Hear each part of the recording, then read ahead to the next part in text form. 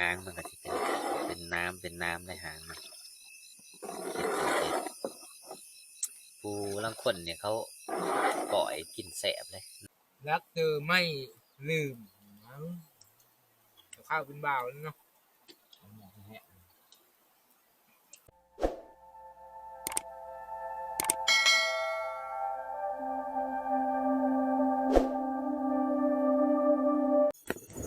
มาต่อ EP 2กันทุกคนวันนี้หลังจากเขากลางมองแล้วเขาก็ออกแต่ตาโตมันทุกคนเนี่ยเขาก็สิพายเรือสุดลำคนเนาะมาบนไปบนไหลนะจ๊ะฟานโฮทุกคนฟานโฮฟานห้องเลย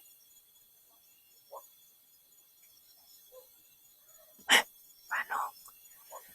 ไปในบ้านไปทางทุกคนก็ทางอยู่ไหนเนี่ยฟานห้องเพิ่นขึ้นไปของนะจากสิไหลบนไหลนอนรุ่นน้ำกันเนี่ยทุกคนหัวไหลใครที่พอได้กินแดงเป็นตะไหลบ่เนาะโอ้ยถึกแล้วบ่เนี่ยพันเพิ่นของถึกเลยจับโลจับคอมปรับโล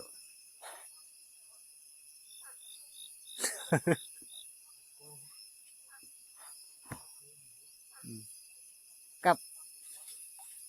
นี่เรียบร้อยนะตัวใหญ่เติบไปเนาะ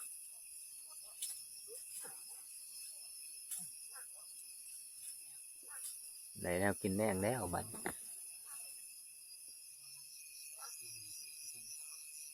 คุยได้แนวกินแดงเนาะ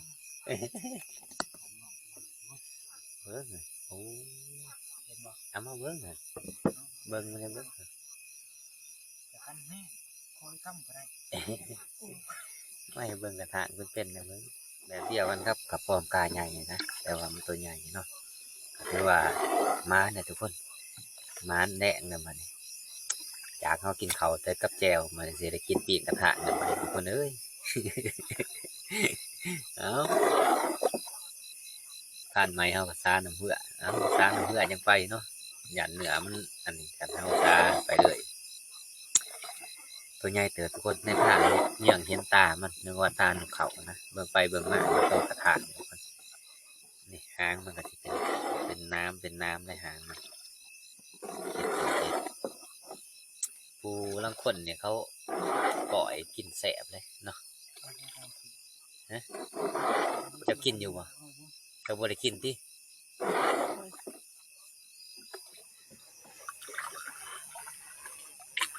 เดินสายต่อเนื้ออีหอยเห็นนี่ก็เห็นหอยมันลายเลยแจกฟันเตะตีแต่พายคืออันแน่สิมันไว้ทุกคนเลย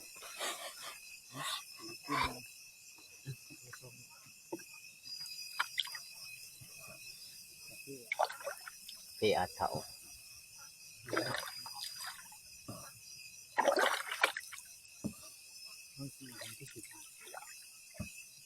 ตอนนี้ก็ไปวันไหลทางตันนะทุกคนนะเราก็สิพักพรอยู่นี่ก่อนนะมาจังสี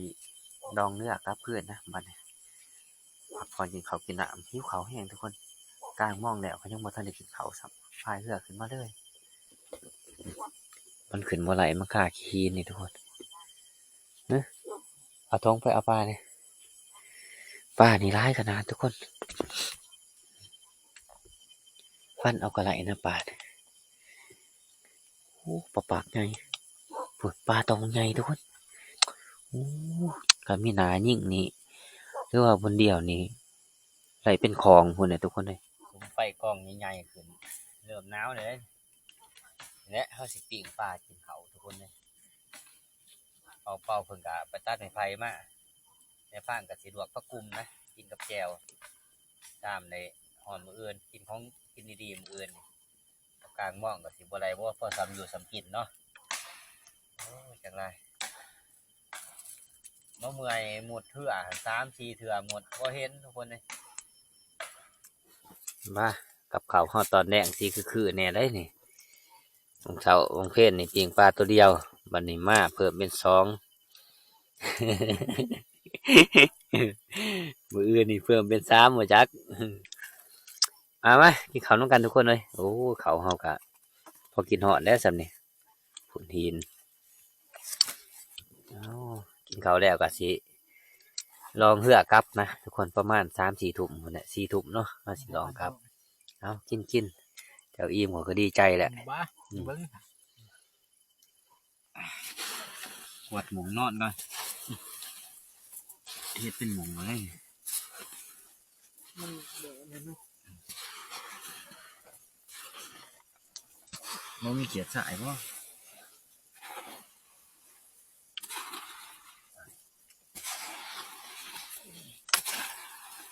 เอาเลยแค่ข่อยนอนไก่กองไฟอะไรข่อยมูนนี้เลย ไปจะนอนกันพวกนั้นก็จะนอนเป็นหมูเลยทุกคนเลย แต่มันน้ำนี่แหละ เลย ให้แม่ วัดดินชายทมไว้ มีแต่ที่นอนอยู่นี่เอ้ยขึ้นไปก่อนเนาะ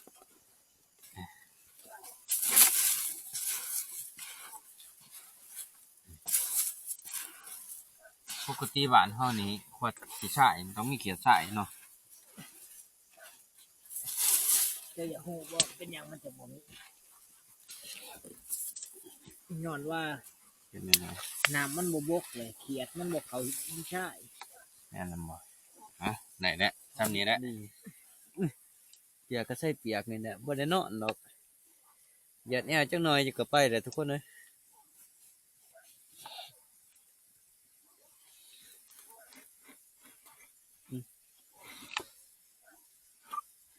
กูดิหมูนี่เลย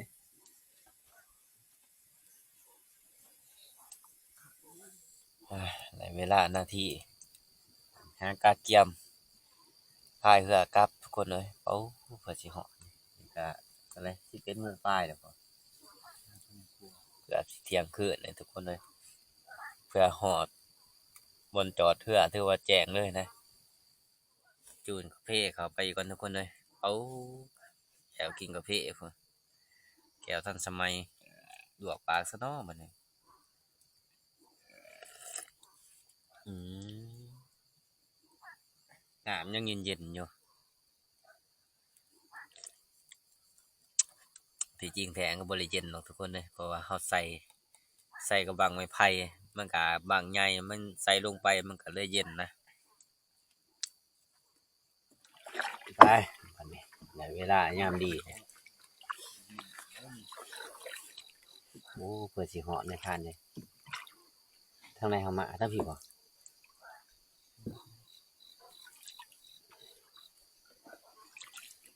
เดินทรายเนี่ย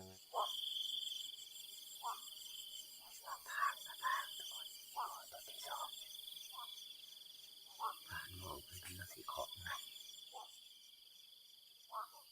โอ้โห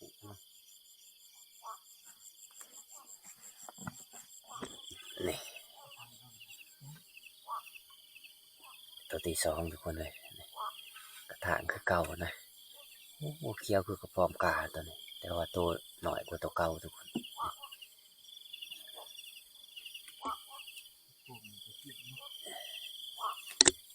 เข้ามาแต่ละเทือโมเห็นเลยทุกคนเลยมาเที่ยวนี้เห็น2 ตัวเลยได้ลำทายเอาเมื่อบาทนี่ขายตัวละ50หรือว่าตัวละ100,000นี่เขาบ่ต่ออะไรนี่ทุกคนกระถางเพราะว่ามันหากินยากเนาะเอาใส่กระสอบไว้ในบ้านรอกันเลยพออีกใครอยู่เนาะเอากระถางอีกตัวหนึ่งนี่พอ3 ตัวเลยกระถางเลย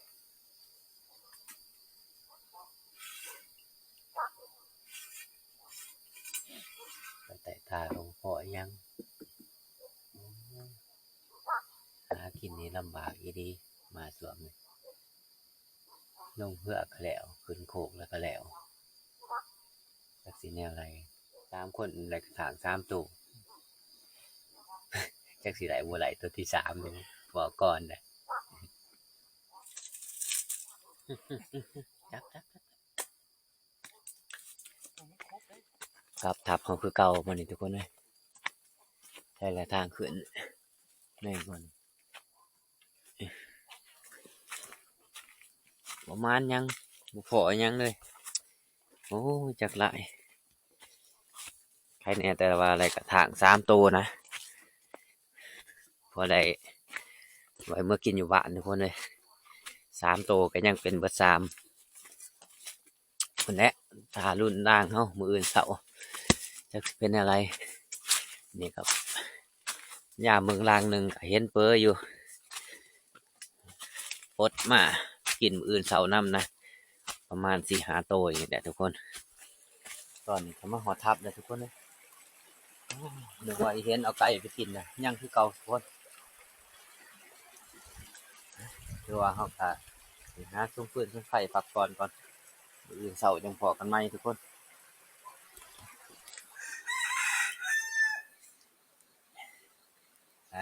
ตื่นขึ้นมาแล้วก็นึ่งข้าวนึ่งน้ำทุกคนเลยโอ้ไปจนหอดตี 3ประมาณยังนึ่งข้าวก่อนกินข้าวกินแล้วจังสีไปยามล่างเขานะทุกคนหนาวยามเสาร์นี่อากาศเย็น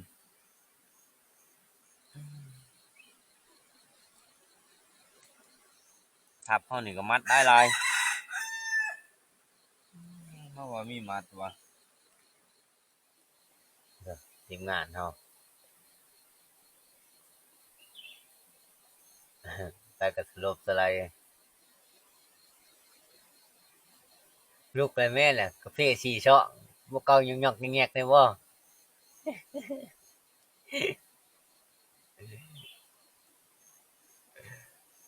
เออ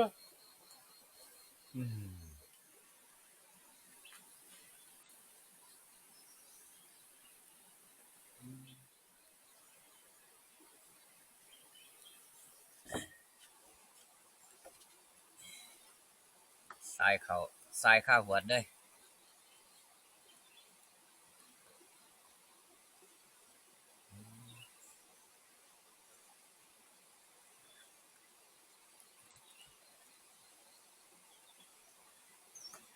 เขาก็หนึ่งบ่หลายดอกทุกคนเลยหนึ่งเทื่อละ10เนาะหนึ่งหลายก็บ่ได้มันเป็นข้าวเย็นแล้วก็ถึงซื่อๆ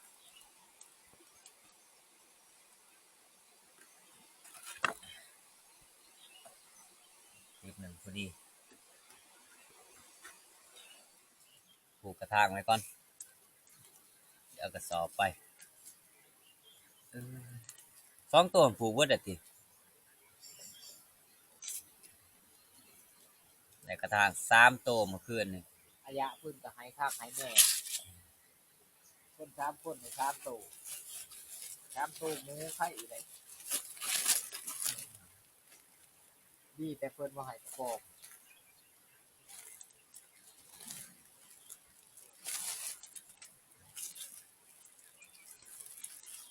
ตอนนี้บ่ได้ปลูกแอวเลยตอนนี้ เขาปลูกก็บ่ทั้งนั้น สิเอากระสอบ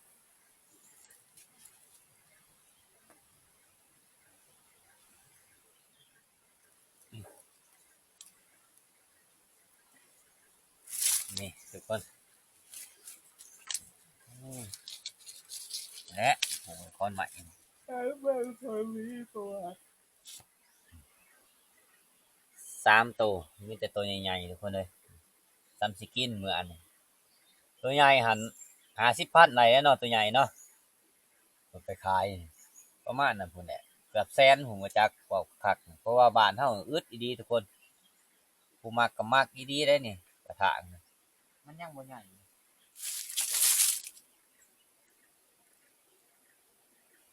อาปากใส่ เบิ่งแต่ละตัวว้ายสำกับแกะปลาเฮาโอ้ย5 ตัวเนาะนึกว่า6 ตัวนะ5 ตัวปลาหลาดตัวหนึงนี่ปลาหลาบแซ่บทุกคนปลาคางหลาบแซ่บอีดีปลายังวะเคินปลายังวะ ประจาด โมเมน ปลา ตี ขี้กระเพือ ปลาขี่กระเพาะเนาะลาบนี่หัวขี่มันใส่เบิดเท่านั้นทุกคนเลยกินกับเขาวแซ่บตำแจวกินกับปิงปลาก่อนปิงปลาต้องมีแจวเลยตำใส่หัวผักบัวคือเก่าทุกคนมองเขาก็ยังบ่ทันได้ไปเก็บไปยามซ้ำ คนแนะกินข้าวกินน้ำแล้วจังสิไปยามมัน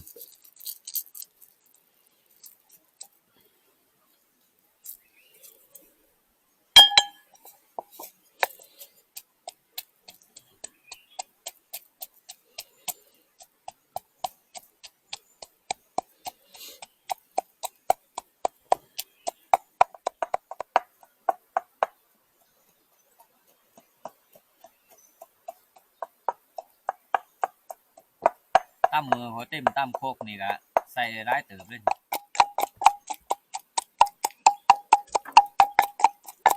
ในทีได้ลาบพริกเขาคือเก่าอาหารดีในมือแรกทุกคนเลยนี่ก็คือว่าเฮามาผู้นี่จะคืนนะหาคืนนี่เนาะ บ่ลือ6 คืนนะ6 คืน 7 มื้อเนาะก็คืออาหารมื้อแรกเลยนี่ก็คือดีที่สุดนี่ในมื้อนี้นี่มาแต่ละเทื่อนี่ก็คืนตัวนี้แหละมาทุกคนกินข้าวเช้านำกันโอ้หน้าบ่ได้สวยกินข้าวแล้วก็สิพยายามล้างเฮาต่อนะทุกคนเด้เนาะนี่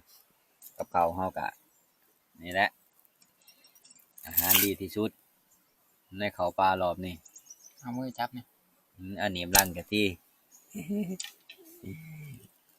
เอออัดกาแฟเข้า4 ซองขึ้นเพราะว่าจะสิเก่าเลยบ่แม่นเนาะนึกว่าหยองๆแยกรักเธอไม่ลืมข้าวเป็นบ่าวเนาะ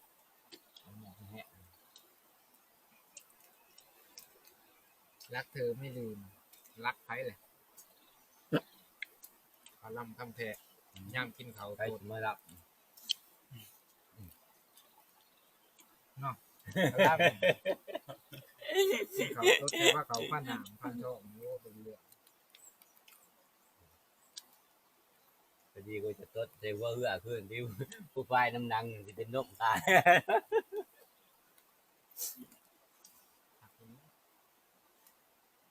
ยังแหนมพัน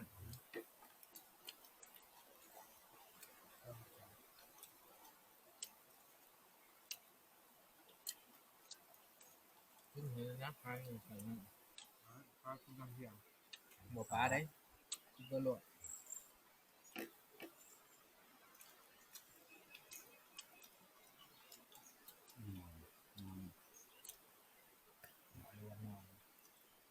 แม่นบ่ ชิมน้ำอิ่มมื้อล่ะให้ก็ได้พระจะพังก็สิสู้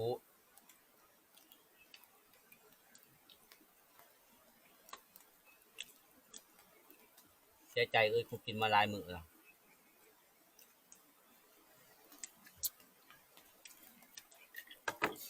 แช่เขาไว้จักถ้วยหนึงพอละ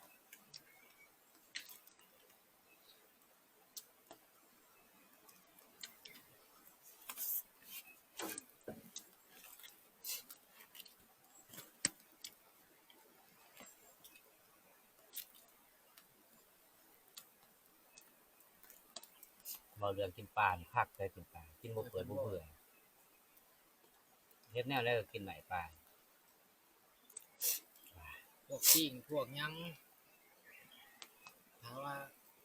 แกงชดน้ำใช่นี่มีรู้ไหมถ้าว่าปิ้งยำเดือน12แล้วก็มีลูกไม้ชมเนาะลูกไม้ชมแล้วก็ อ่ะ ผักขิงต้น